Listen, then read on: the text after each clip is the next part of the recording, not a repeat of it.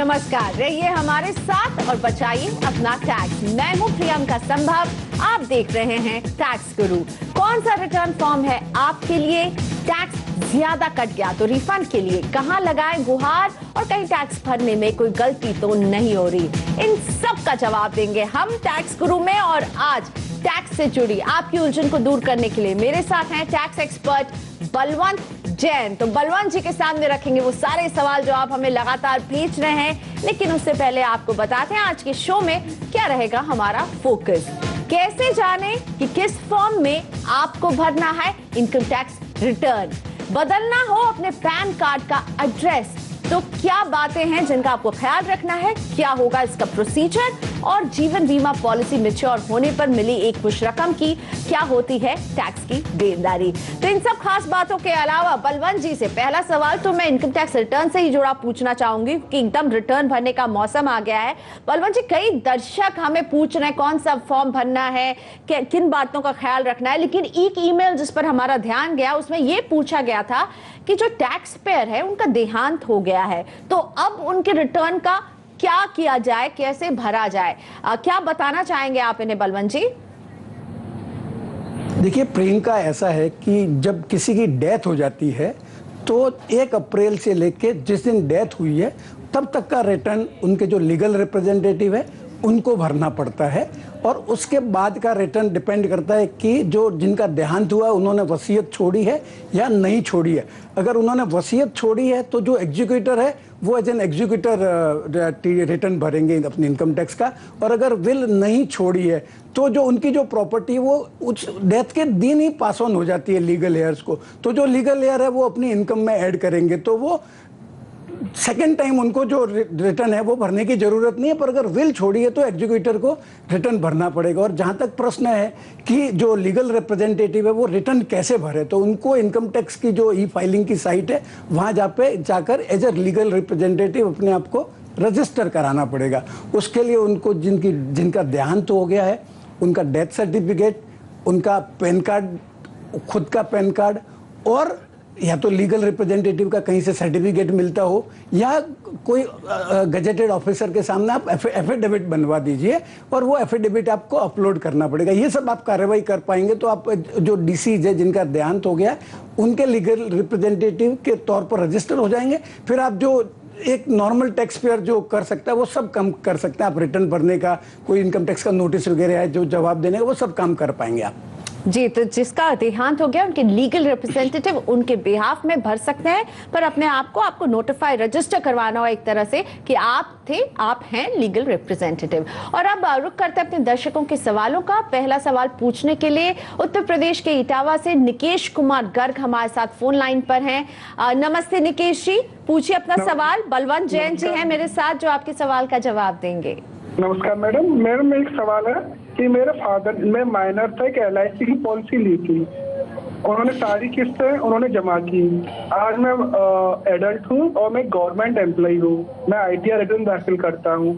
वो policy mature हो चुकी है और LIC ने 2% TDS काट के पेमेंट किया है, तो मुझे अब इस असेसमेंट ईयर में कौन सा ITR दाखिल करना पड़ेगा और ITR में किस कॉलम में वो रकम शो करनी पड़ेगी जिससे मुझे TDS रिफंड मिल सके? देखिए निकेश जी, ऐसा है कि ये जो LIC ने TDS काटा है 194 DA में, तभी 2% की रेट थी, अभी 1% की रेट हो गई है। तो उसका मतलब है कि प्राइमा फेसी जो रिसीट है आपके हाथ में वो टैक्सेबल है। इसका कारण है कि अगर आपका जो प्रीमियम पेइंग टर्म है उसमें प्रीमियम अगर कोई भी साल में जो सम एश्योर्ड है उससे 10% से ज़्यादा अगर हो गया है तो आप जो जब भी मैच्योरिटी पे जो पैसा मिलता है वो टैक्सेबल होता है। डेथ पे कोई भी पैसा मिलता है वो पूरी तरह से एग्जेम्प्ट है। अभी ये आपको जो भी पैसा मिला है वो आपको जो इनकम फ्रॉम अदर सोर्सेज है उसमें आपको इंक्लूड करना पड़ेगा, और उसके ऊपर जो TDS है वो आप क्लेम कर पाएंगे। पर चूंकि TDS तो सिर्फ 2% लगा है तो आपको अगर करंट ईयर में मिला है तो एडवांस टैक्स भी भर देना चाहिए, नहीं तो फिर सेल्फ असेसमेंट के टाइम आपको टैक्स भरना पड़ेगा।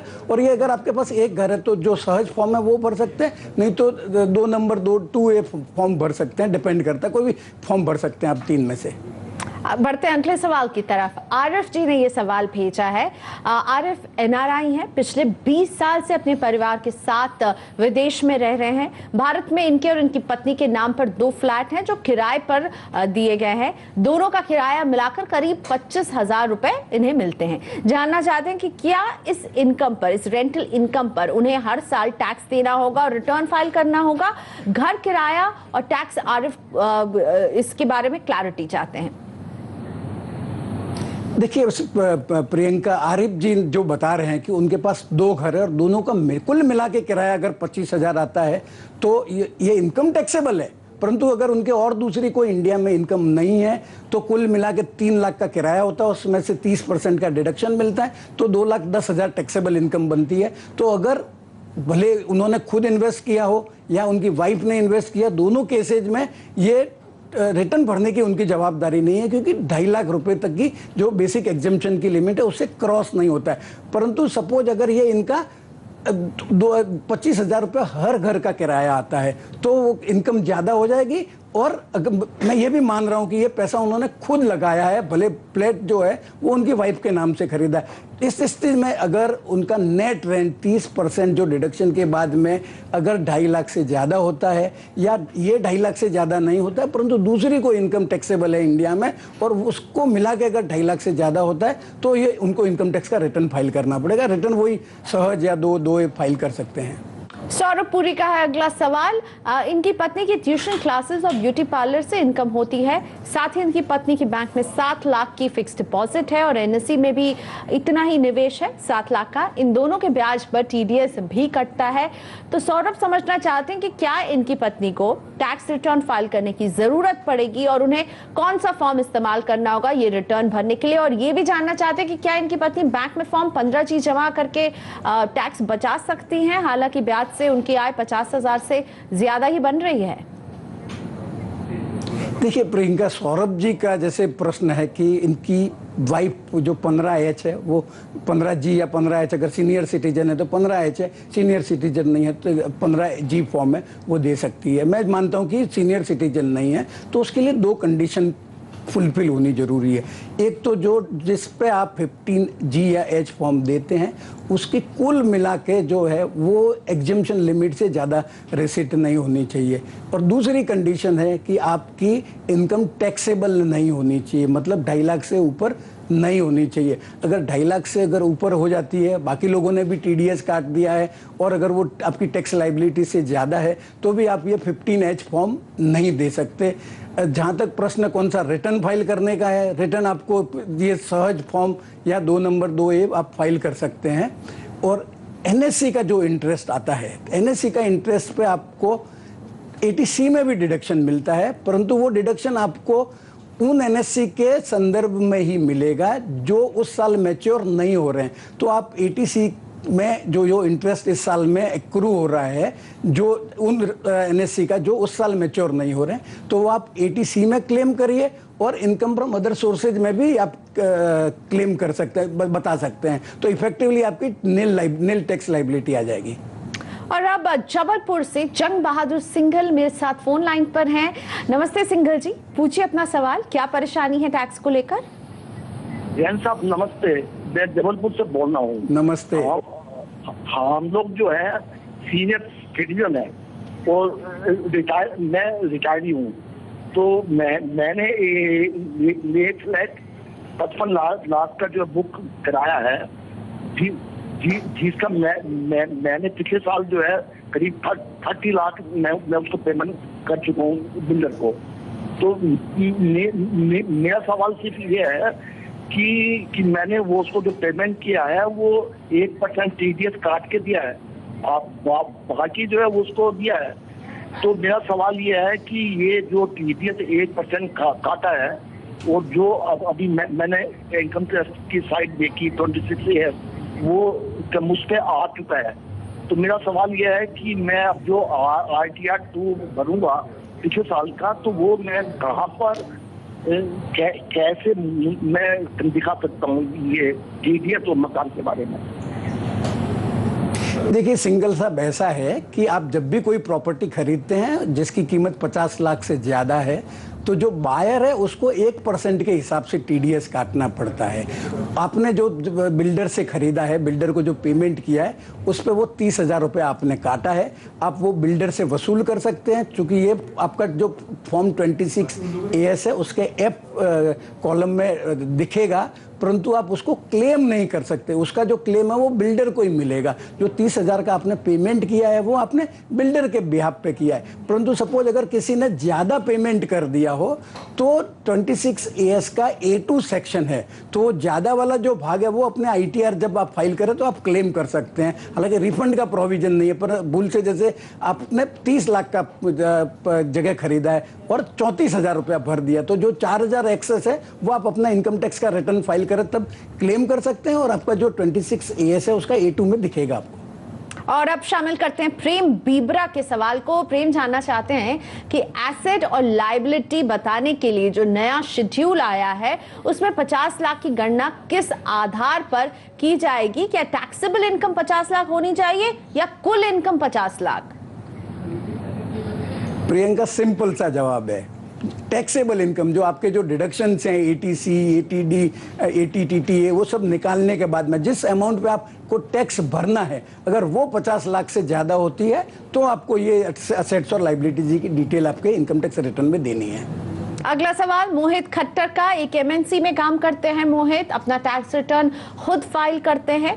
जानना चाहते हैं कि वो किस सेक्शन के तहत टैक्स डिडक्टेबल एक्सपेंसेस जैसे कि फोन बिल, अखबार का बिल, कन्वेंस वगैरह की छूट क्लेम कर सकते हैं।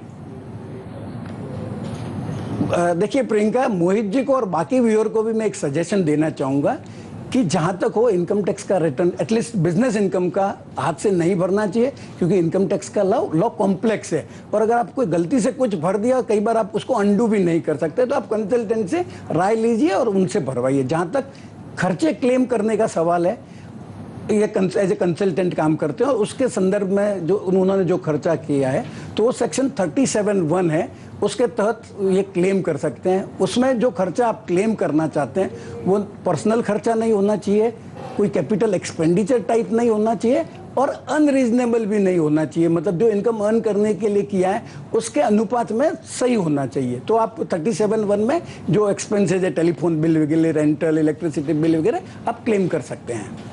वक्त हो गया है ब्रेक का। ब्रेक के बाद आपके लिए काम की बात। अगर आप भी अपने पैन कार्ड में अपने एड्रेस को बदलना चाहते हैं तो हम अपने एक्सपर्ट से समझेंगे किस प्रोसीजर का आपको रखना है ख्याल। आगे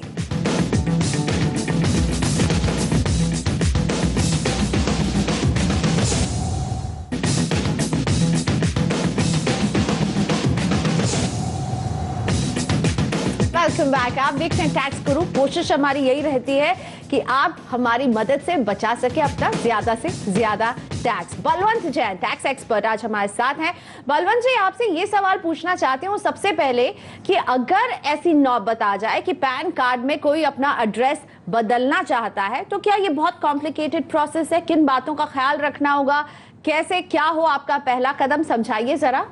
अगर आपको एड्रेस चेंज करना है पैन कार्ड का डेटाबेस में तो कोई कॉम्प्लिकेटेड प्रोसेस नहीं है। ये एप्लीकेशन आप ऑनलाइन या ऑफलाइन भी कर सकते हैं। अगर आपको ऑनलाइन एप्लीकेशन करनी है तो NSDL का साइट है, वहाँ जाके आप जो डिटेल्स डालनी है वो डिटेल डालिए और जो ये इसको पैन चेंज रिक्वेस्ट फॉर्म बोलते हैं। और कभी जैसे सपोज आपका पैन कार्ड गुम गया तो आप जो फॉर्म भरते हैं वही सेम फॉर्म है, परंतु जब आप डुप्लीकेट पैन के लिए अप्लाई करते हैं तो आपको सब जो कॉलम है उसमें वो भरना पड़ता है।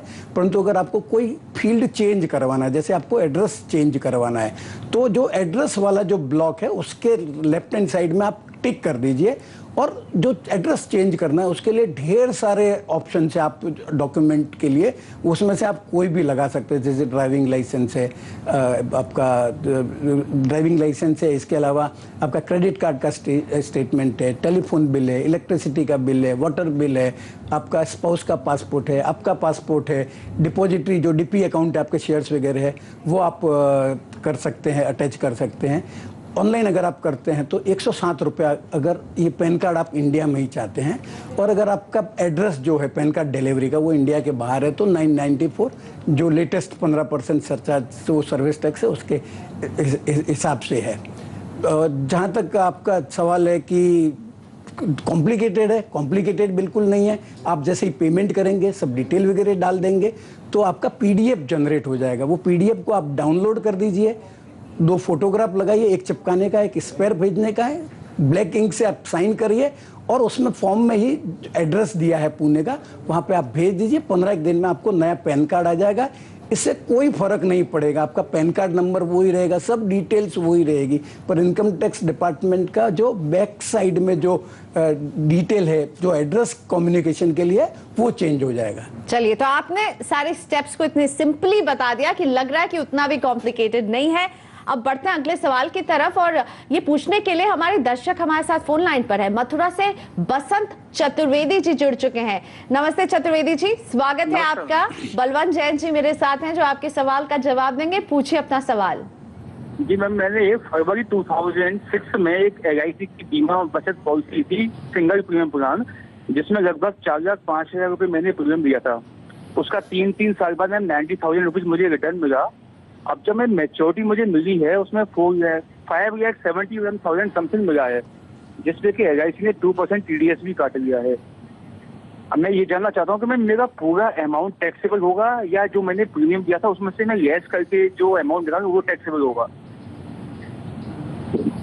देखिए, ऐसा है कि जो TDS कटा है उसको वही प्राइमा फेसी प्रूफ है कि आपकी जो इनकम है वो टैक्सेबल है। जो सेक्शन 10(10)D है, अगर उसको आप ध्यान से पढ़े, इंटरप्रेट करें, तो उसमें ऐसा है कि अगर आपका कोई भी साल में 10% से ज़्यादा प्रीमियम है सम एश्योर्ड का, तो मैच्योरिटी पे जो अमाउंट मिलती है वो पूरी की पूरी टैक्सेबल है। और उसमें ऐसा भी कहीं पे भी प्रोविजन नहीं है कि अगर आपने उसको कभी इनकम टैक्स बेनिफिट में क्लेम नहीं किया है तो वो आपके लिए एग्जम्प्ट होगी। अगर आपने इनकम टैक्स का बेनिफिट नहीं भी क्लेम किया है और निश्चित रूप से आप क्लेम नहीं कर पाए होंगे ATC में, क्योंकि आपका पैसा तो बहुत ज़्यादा भरा है आपने, जबकि आपको 4 लाख के आसपास भरा है, तो आप बेनिफिट तो नहीं ले पाएंगे। पर स्ट्रिक्टली अगर आप 10(10)D को इंटरप्रेट करें तो आपका पूरा का पूरा जो पैसा है वो पूरा टैक्सेबल आपके हाथ में होगा। अगर आप थोड़े एडवेंचरस है तो जो पैसा भरा है आप उसको इन्वेस्टमेंट दिखा सकते हैं और उसको कैपिटल गेन का कंपटीशन कर सकते हैं, पर थोड़ा रिस्की है। और अगर आप रिस्क नहीं लेना चाहते हैं तो जो पूरा पैसा है वो आपकी इनकम में ऐड कर दीजिए, अप्रोप्रिएट एडवांस टैक्स या सेल्फ असेसमेंट टैक्स जो भरना आता है वो भर दीजिए और टेंशन से मुक्ति पा लीजिए। वक्त हो गया ब्रेक का, लेकिन अभी हाजिर हो रहे हैं और बलवंत जी से समझेंगे कि अगर PPF के मैच्योर होने के बाद भी आप उससे पैसे नहीं निकालना चाहते तो क्या आपको ब्याज मिलता रहेगा या नहीं।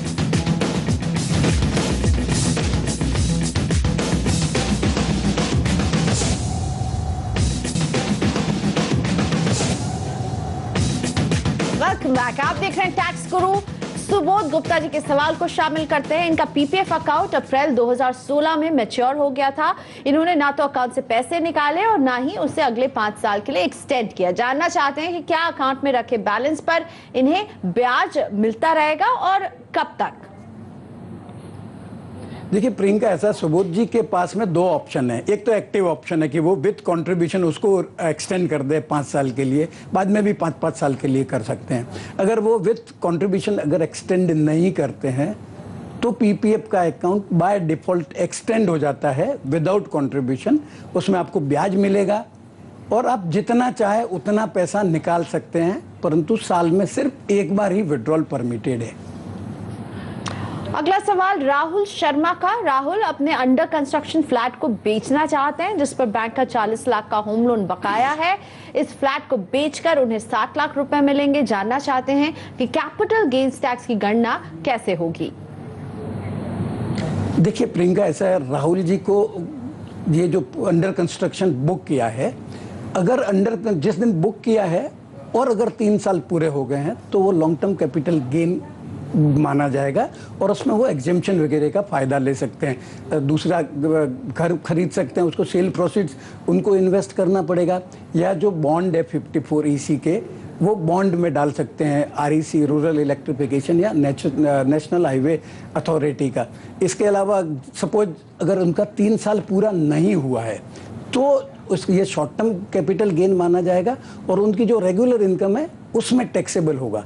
मेरा एक सुझाव रहेगा कि अगर ये बेचना ही चाहते हैं तो, और अगर इनका 36 मंथ्स पूरा हो गया है तो उनको ये पोजेशन लेने के पहले ही बेच देना चाहिए, नहीं तो जो 36 मंथ्स का जो पीरियड है वापस पोजेशन की डेट से गिना जाएगा, तो वापस उनको 3 साल तक वेट करना पड़ेगा लॉन्ग टर्म कैपिटल गेन के बेनिफिट्स एंजॉय करने के लिए। और इसी के साथ बलवंत जी शुक्रिया, आपने वक्त निकाला, हमारे दर्शकों का मार्गदर्शन किया। टैक्स गुरु में आज के लिए इतना ही। अगर आपके मन में भी टैक्स से जुड़ा कोई सवाल आपको परेशान कर रहा हो तो अपनी परेशानी हमारे पास भेज दीजिए, हम उसे दूर करेंगे। आप अपने सवाल हमें SMS के जरिए भेज सकते हैं। PG लिखकर स्पेस दीजिए अपना सवाल और नाम लिखकर 51818 पर आप इसे भेजिए। आप हमें ईमेल भी कर सकते हैं tax@moneycontrol.com पर। और ये पता जो आपकी स्क्रीन पर आ रहा है इस पर भी भेज सकते हैं अपने सवाल। याद रखिए अपने सवाल के साथ अपना नाम और फोन नंबर भी हमारे पास जरूर भेजें। तो टैक्स गुरु में यही इजाजत दीजिए। नमस्कार, अगले हफ्ते फिर हाजिर रहेंगे आपका टैक्स बचाने के लिए।